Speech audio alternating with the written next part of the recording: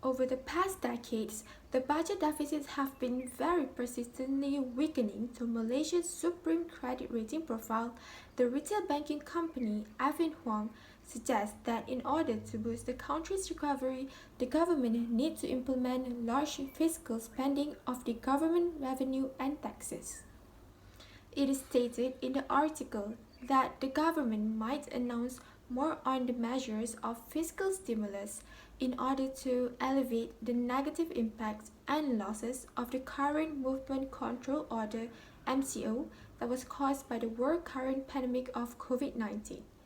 Afin Huang said that the domestic banking system has been on a good liquidity basis, and we agree that agencies such as Standard & Poor's and Moody's are unlikely to follow through to review the country's sovereign status with promising growth conditions, manageable current account surpluses, strong foreign exchange reserves, and considering the country's manageable external debt.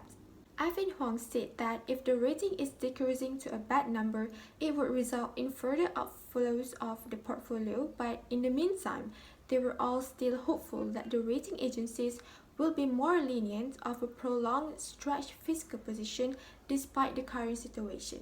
They believe that any hot money flows that exit the country would be most likely to be limited, judging from the escalated outflow of funds over the past decade. The firm stated that the current movement control order MCO for these 2 weeks could outcome in economic losses of around 0.8 billion to 1 billion daily, in contrast with losses of 2 billion daily in the past year's movement control order MCO that happened.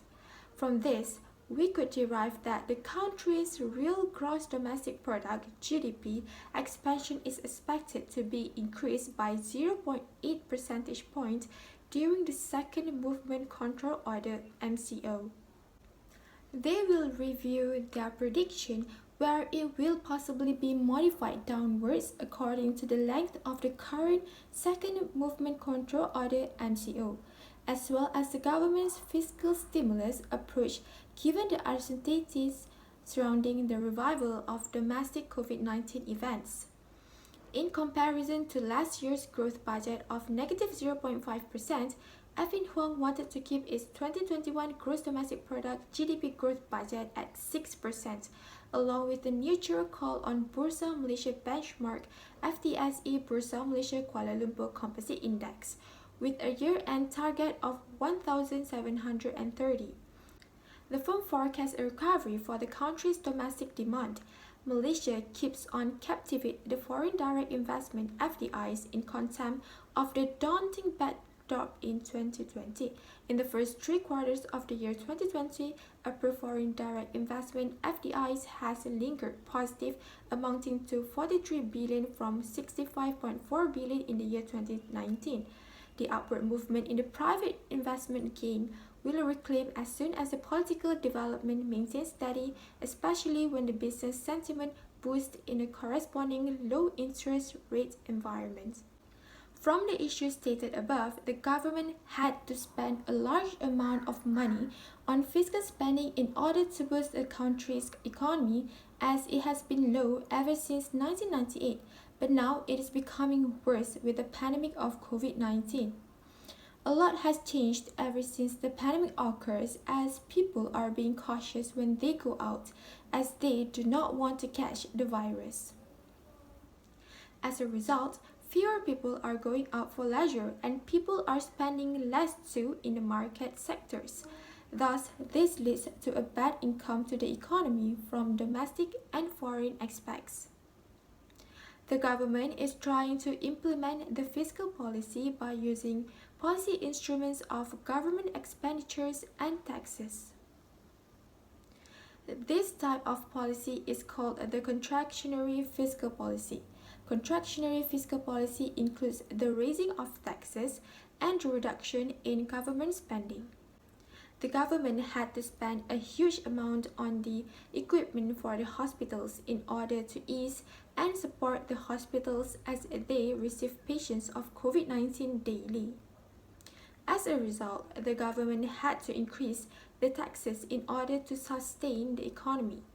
These policies are meant to ensure the decreasing of the aggregate demand of nations' consumption while contributing to surpluses or drawing up budget surpluses of the economy.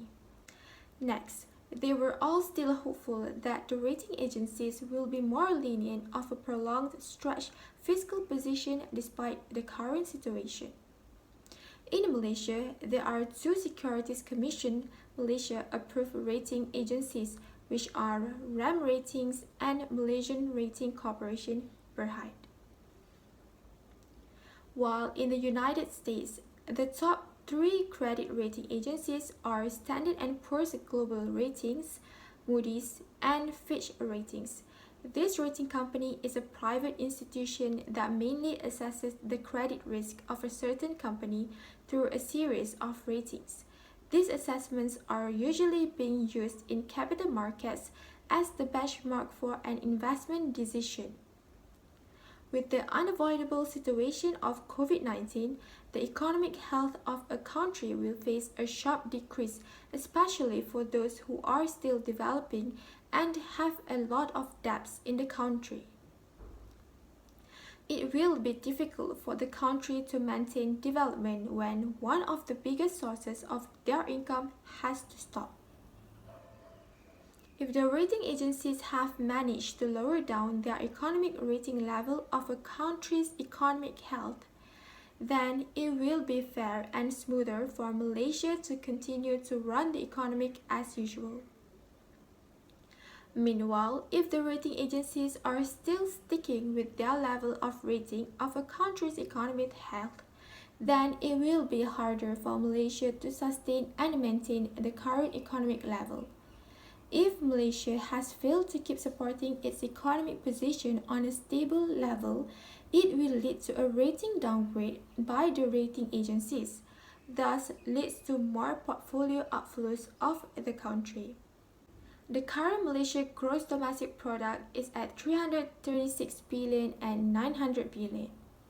When more portfolio exceeds the country, it will be more difficult for Malaysia to ensure that their standards and level of economy will maintain high for a prolonged time. From the year 2017 to 2020, Malaysia's economic growth has decreased from 5.8% to 4.3%. Despite the decrease, our economy is forecast to grow in the following year as foreign demand in major trading partners and domestic activity reclaim. With that being said, the risk of the perspective still prevails. Although we're pursuing of the pandemic for a long time, the possibility of the tightening of restrictions of the economy, we have to watch ahead for the prices of oil to restore. As the government implements the contractionary fiscal policy, the government will spend less on its revenue and increases tax, thus makes the domestic production and income decreases. As income decreases, people will have less money supply to buy non-essential items and they will spend it more on essential items. This will lead to consumer power become low. This will make the market sectors only focus on producing essential items to ensure survival. Malaysia is set to spend another $3.7 billion protecting its economy against COVID-19. At the same time, daily infections there continue to spike despite tighter restrictions. Melissa Goh with this report. With the country now under emergency rule to contain the spread of COVID-19, Prime Minister Muhyiddin has announced further stimulus to cushion the impact. Speaking during a national address, Mr. Muhyiddin said the government is hiring some 11,000 medical personnel to beef up its healthcare system that's said to be at breaking point. Frontliners will each be receiving handouts and monthly allowance. To help people with cash flow, the government, Mr. Muhyiddin said, will make it easier and faster for contributors to withdraw from the pension fund. Further debt moratorium is also being considered. To help save millions of jobs, the Prime Minister said the government is spending another $250 million for wage subsidy program. I believe the resourcefulness, tenacity and resilience inherent in our true Malaysian spirit will serve us well in facing this great adversity. we will prevail.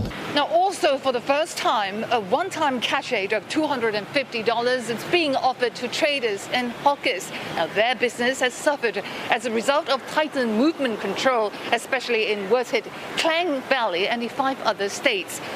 Another microcredit scheme worth $250 million is set up for small and medium-scale enterprises. But some vendors are not getting their hopes up.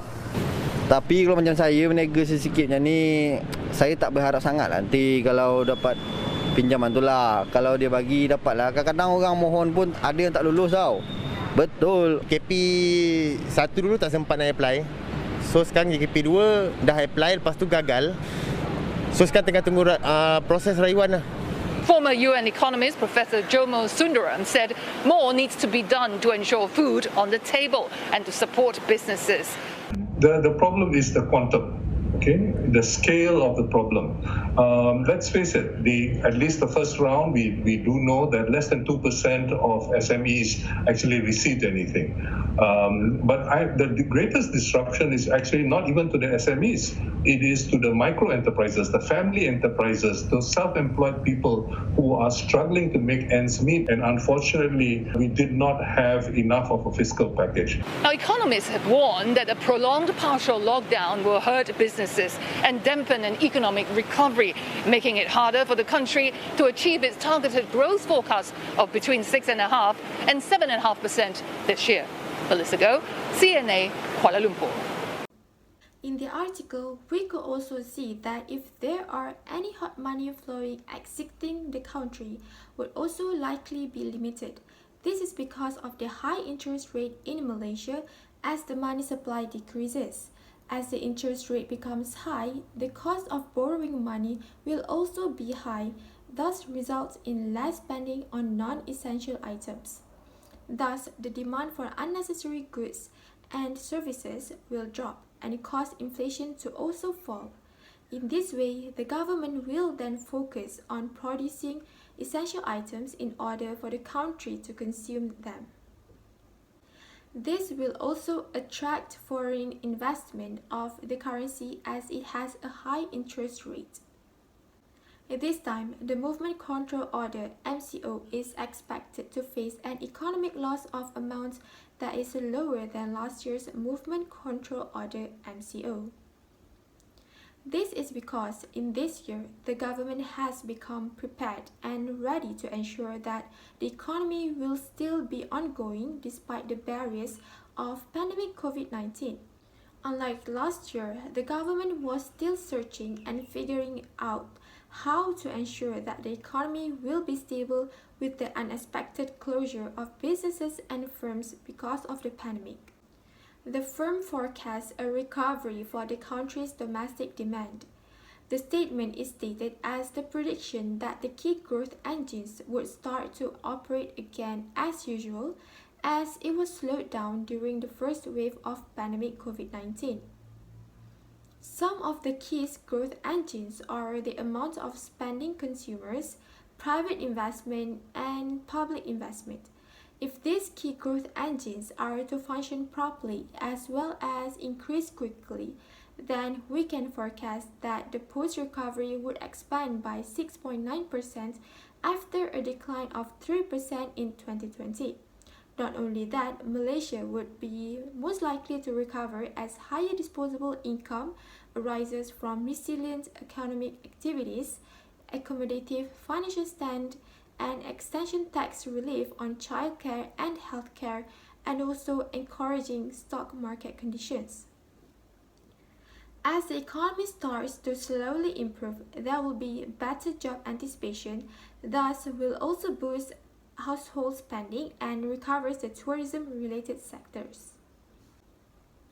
In conclusion, the government had to spend a lot of money unexpectedly because of the sudden current pandemic of COVID-19. As a result, the government had to increase its taxes in order to sustain the economy. The tax increases will lead to budget surpluses of the economy.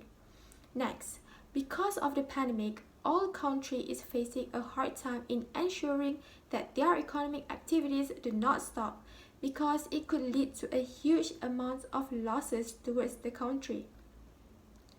The rating agencies play an important role in the economic health rating level. As the rating agencies lower down their rating level, it will be easier for a country to survive as their economy will be less likely to grade as low. Then, portfolio investment is also vital to the economy to ensure that money is still flowing into the country as the reigning market starts to invest in the high rate in Malaysia.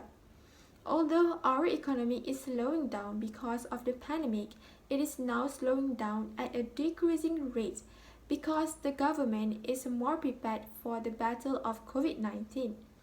Thus, the government has prepared ways to ensure the sustainability of the country's economy. Lastly, the Malaysian economy will be expected to grow as long as the key growth engines are operating smoothly in the country.